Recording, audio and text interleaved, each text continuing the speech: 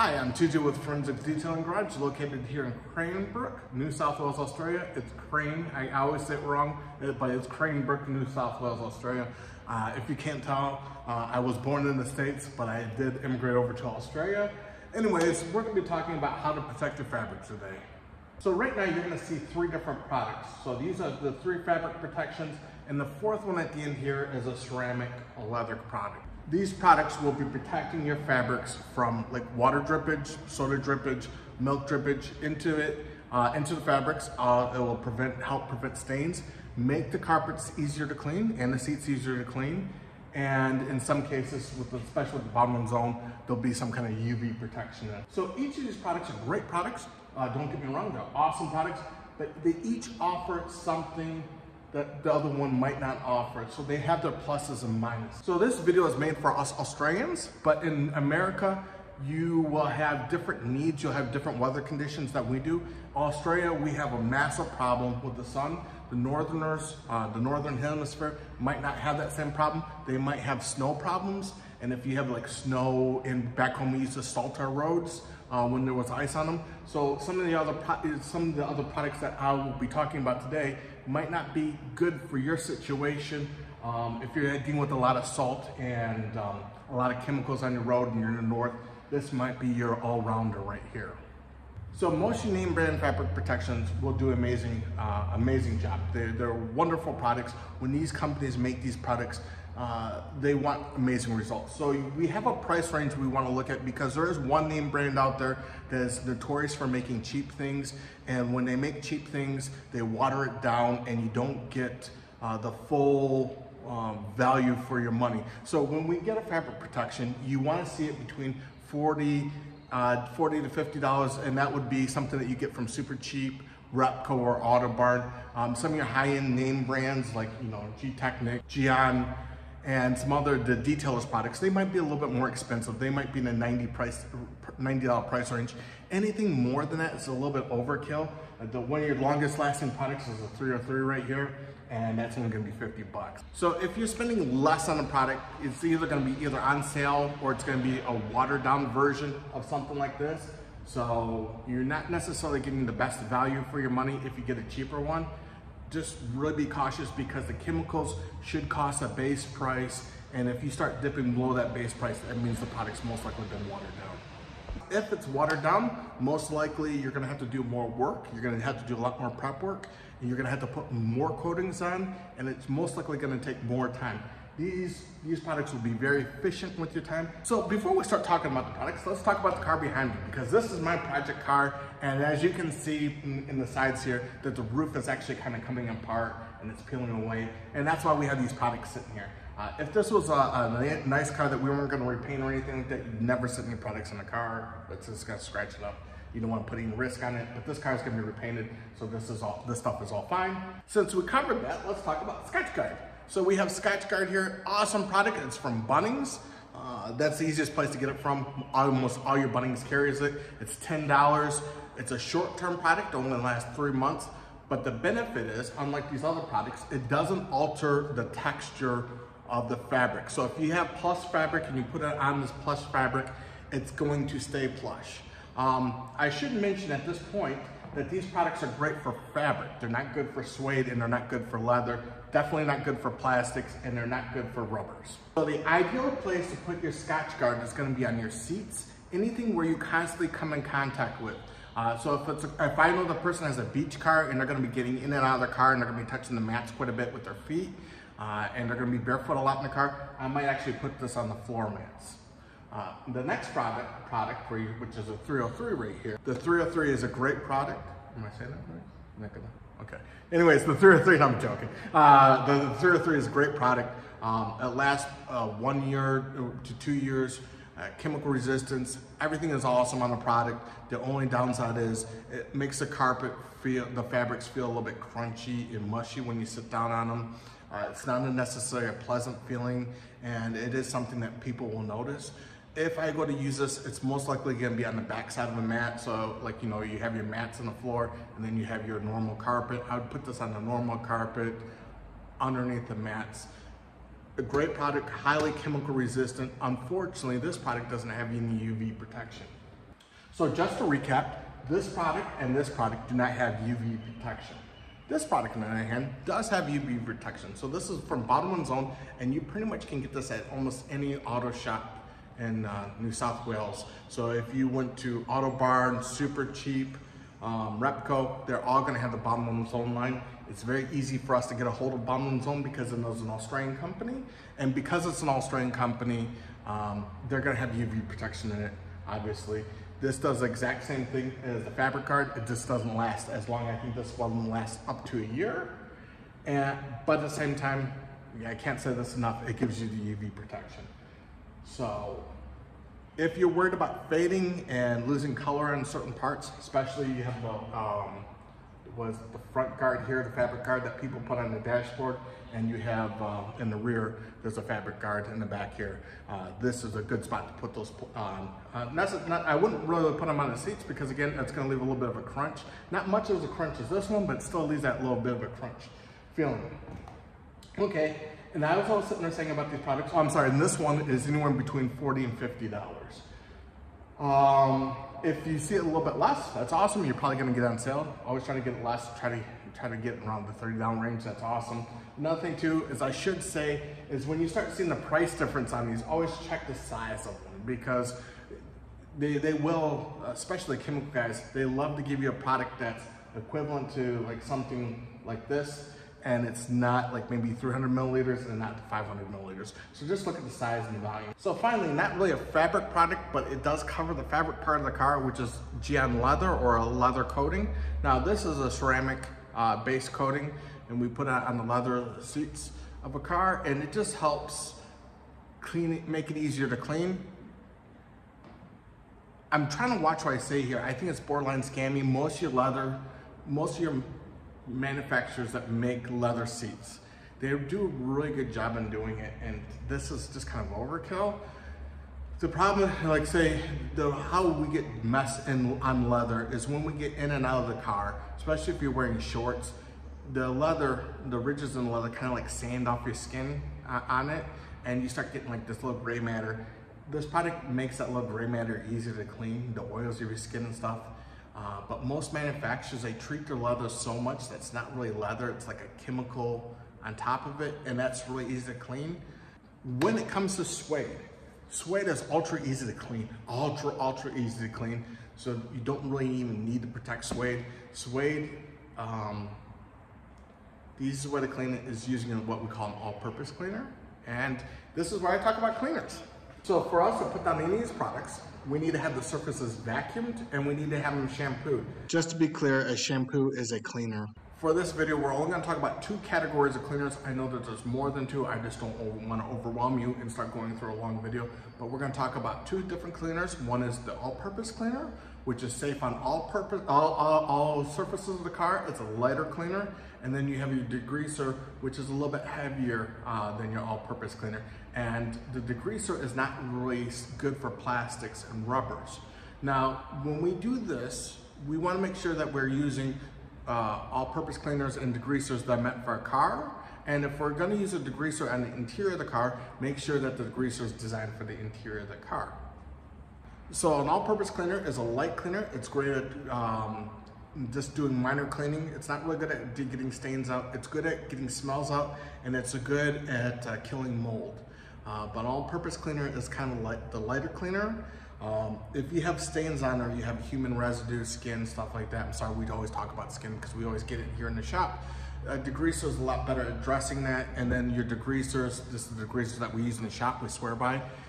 This degreaser we mix at 10%. So what will happen is we have like a liter container.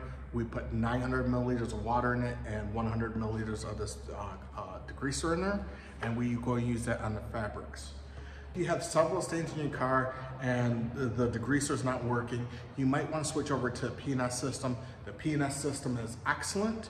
On a level of intensity, I would say it can probably get almost to the point of your heavy duty stains. So it can get out a good portion of stains, but like say if it's blood, you know, feces, that kind of stuff, it's not going to do as well on. But if you have like really nasty stains that most people get, coffee stains and stuff like that, the P&S system might be for you. So the P&S system depends on 3 different chemicals. So you have the Terminator, which is a stain remover. I'm not gonna go into detail about them too much. This is the enzyme spot remover, so you just want the enzyme spot remover for it. And then what you do is you follow it up with your Carpet Bomber. Carpet Bomber, if you don't want to go out and buy it, this is just a degreaser. So again, you could substitute the 3D for this one. And what you do is you put these 2 on, you spray them pretty much together. You got to keep them separate, but you spray them together, kind of scrub it in, and let it sit for about 2 minutes, and then wipe it out. And then what happens is when we put these cleaning chemicals on the seats of the car, the fabrics of the car, they want to, the degreasers want to keep on collecting that grease. If we don't get these 2 chemicals completely out, there's a chance that they might keep on doing their job and taking out grease. And if you sit down, it's gonna like take the grease from your skin. So we want to neutralize it. And so with P&S, they have the finisher, which is a neutralizer. You don't need to use it.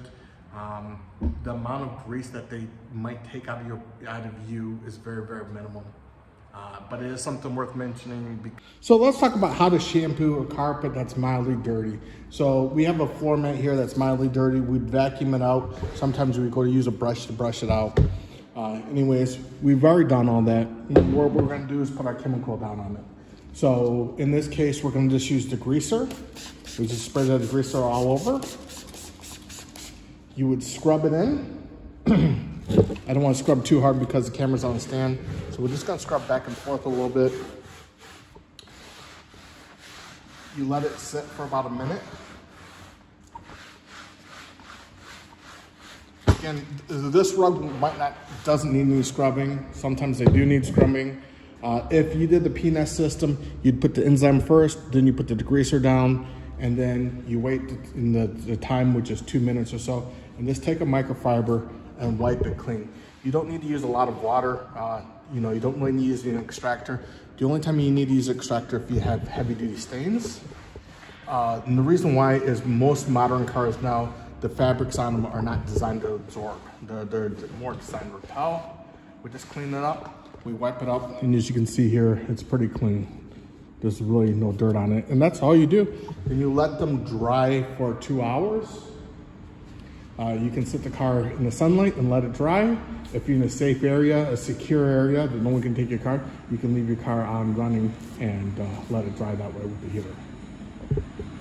So let's say it's not a hot day and you need your car to dry faster and it's in a safe area. Go ahead and turn on your car. What you're gonna do is take your intake and you're gonna switch it to recycle. You're gonna put your heater on. You're gonna put the heat. You're gonna take your vent system, make sure that's on the body. You don't necessarily want it on the floor. Heat rises, you want it just to go across the car. And then what you're gonna do is turn it up to 4, as high as you can get it, let it run. If you have a more modern car and it's not a ute, you can put on your air conditioning, and the air conditioning will help extract some of the moisture.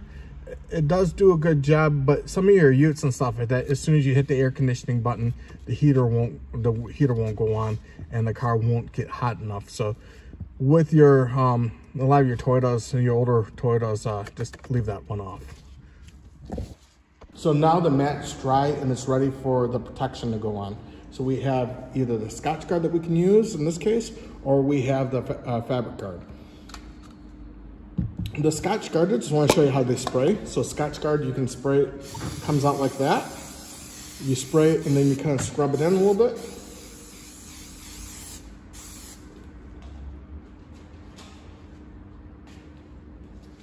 So just get in this area, and then we'll go to, you just back and forth. I don't want to shake the camera too much.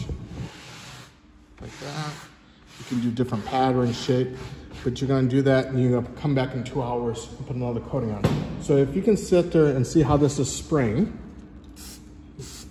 like that, or you have the spray where it comes, this is the 303, and the spray from the 303 is more like that. So when it comes out, the water hasn't atomized as well as it does in the aerosol can.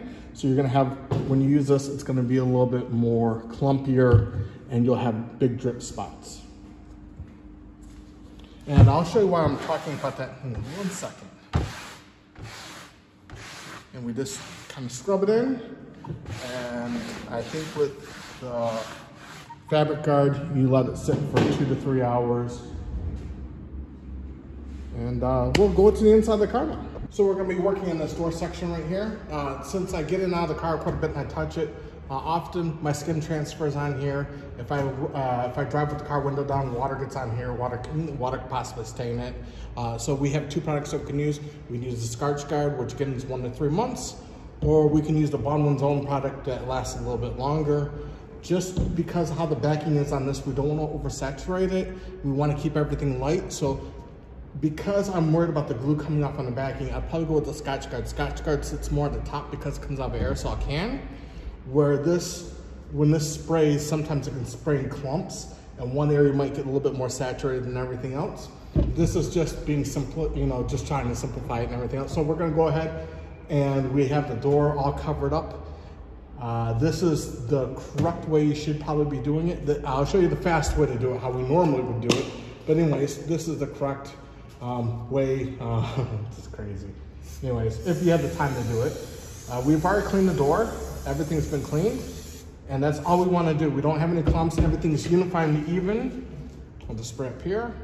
And then we're going to let it sit for the allotted time that's supposed to sit for. So this is a realistic side. So in the shop, we use a degreaser. Now, if we water this down enough, it becomes an all-purpose cleaner. Usually, if we use 90% water and 10% product, this becomes our all-purpose cleaner. If we want to remove heavy-duty stuff, we would have it, like for a liter, we have 800 milliliters of water and 200 milliliters of this product in here, and that would make a heavy-duty cleaner. But what we want to do is we don't want to use any degreaser, heavy-duty degreasers on plastic. If we dilute it quite enough, we dilute this enough on newer cars before 2000, that are just normal standard cars, not the high-end luxury cars and stuff, this will work just fine. We also use it to clean carpet as well, so it's not going to damage suede or anything. But again, don't go any higher than 10%. So what we do here is when we do it, we're going to spray down the whole door. I'm not going to do it in this video. We're going to spray down the whole door. We'll wipe it off. You can use a little you can use your little brush if you want to use your little brush to get in these areas here. A brush can be overkill. What we want to do is get on this, on the fabric. Now, when we use a product, we don't want to saturate this area, and we don't want to tug on the upper sides here. With this car, it's not really a factor because the fabric is stapled on the other side. But most cars, when you start pulling right here, it's going to come off. Especially if you start using your degreasers. Your degreasers will eat glue, and these are usually glued in. Even your higher end cars will be glued in. So, especially your Land Cruisers, any Land Cruiser like 2005 to 2009, it's so brittle. It's very, very brittle. Anyways, you use a degreaser, don't oversaturate the area, just do it enough. And what you're trying to do is, because of how the fabric is, all the stains are going to be on the surface. They don't sink down into it. There's nothing for it to sink down to. So you don't need to scrub it or anything like that. You put your all-purpose cleaner on there and then just wipe it off. You'll see the transfer come on the microfiber. The microfiber will turn like brownish colors. You can see heaps of videos. You can go to my Facebook page. You see heaps of videos of us doing the headliners and stuff like that. You don't need to extract it. You don't need to take a vacuum and start pulling this. Again, if you take an extractor and start pulling this, it's going to just suck it right out and destroy it. Anyways, you let it dry. And usually maybe 2 hours to make sure it's dry to the touch, make sure it's clean. And then what you're going to do is you're going to take a product. You have VRP or you have some other product that you use for like a tire shine or interior dressing. VRP is an interior dressing. So what we're going to do, just really quickly, we have an interior dressings. Interior dressings are a little bit more liquidy. The VRP is a little bit more thick. And because it's thick, we can stack it pretty high. I'll show you how high we can stack it. Oh. Man, I do a video and then I do a noob thing like that. I mean, a beginner thing like that anyways. You should also have the window down so you don't have to worry about crap getting on the window. But see how thick it is? So it's super thick. If I poured it out of the container, it's gonna look like that. It's really thick. Hopefully that does get it on the video. Yeah, you do have that spot right there. Anyways, It's nice and thick, and it gives you a really heavy-duty barrier. When you have that heavy-duty barrier and you start covering the whole door, you cover this area and stuff, you can go ahead and use your spray and spray this area and then wipe it off. So once you put down your protection, like right here, well, you know what, I'm gonna go ahead and give it a go. So, I gotta start getting used to doing these videos, man. This is outside my comfort zone. When it comes to matte things like this, it's always going to be a pain to level it. And but anyways, we got the protection all over this area right here, so we don't really need to worry about getting it wet. So we'll take our Scotchgard and we'll just spray it like that, and then. Only on the plastics, we'll just take our product again and just wipe it down. And you're not going to damage anything that way. And then what you're going to do is just come back and give it a wipe with whatever dressing you want to give it a dressing. I'm going to just use the VRP again. VRP is awesome. It's a really great product. The downside is, since it's not coming out of a bottle, like a spray bottle, you tend to go through it because it's so thick. Faster than the other products. So we're just gonna go across here like that, come down, and that area is protected. We didn't let the product sit, and we didn't have to tape everything and cut all that plastic up. In theory, you can sit there and say, we're saving the environment doing it this way, and we're being very cautious of the environment. We don't really work on high-end cars. Most of the jobs that we do are restoration focused. So, when I say the times and stuff like that with certain cars, if you get like high-end cars like Ferrari and stuff like that, I wouldn't go on ahead and be putting this product on it. Just let the guy keep on coming back and back, because there's always a little bit of risk with these products. Even if they say that it's the greatest thing, there's always just a little bit of risk. So if it's a high-end car, I wouldn't do it. But if it's a daily driver, if it's a car that's gonna take a beating and stuff like that, go ahead and put it on. It's also it's gonna do any of the fabric protection. It's gonna make your work look really awesome. It's gonna make it look really shiny. So when we get cars in here that are just trashed, if we return the car with the fabric protection on it, it's gonna look really shiny, glossy, and then people are gonna be absolutely amazed because you're kind of rejuvenating the carpet. Another thing, I'll do another video I'm doing, and I'm in the process of working on that right now, is you can take what we call a Tornor, and it's an air compressor and a vacuum cleaner. So you have the two functions. The air compressor sucks, it pushes down and moves around in a little circle, and then you have the vacuum cleaner that sucks up, and what that does is lift up the carpet, and then you put the Scotchgard down, or you put whatever product that you're gonna do on the floor. Preferably, I'd actually say something like the 303 if you're gonna do this method, and it makes the fiber stand up on the floor and it looks really nice. A lot of videos and a lot of things I can think of. Anyways, hopefully that's helpful. And that's how we put it on. That area is protected. We just let it sit there for, I think it's 2 hours to 24 hours. And we'd be good to go. Well, let's talk about real quick, which products would we use and where would we use them? So on the dashboard here, we would use the Baldwin Zone. Because it has UV protection, and this is most likely going to get faded. Down here on the base floor, I would probably use Fabric Guard 303. That would give it the longest protection. So on the floor mat, I would use Scotchgard, and that's just to keep it so the fabric feels nice if someone gets in the car barefoot. On the seats, hopefully you can see that. On the seats, I would use Scotchgard just again for the feel. Unfortunately, this car doesn't have the boot cover, but if it did, we would use the Baldwin Zone. And that's for the UV protection, because the sunlight would come through here, and we would have some kind of fading damage in the back side of the car. So Baldwin Zone for the back side. And for this area, since nobody's gonna get back here, I'd probably use a 303. Well, that's it, man. Hopefully you got something out of this and you learned something new. I forgot to say one other thing too.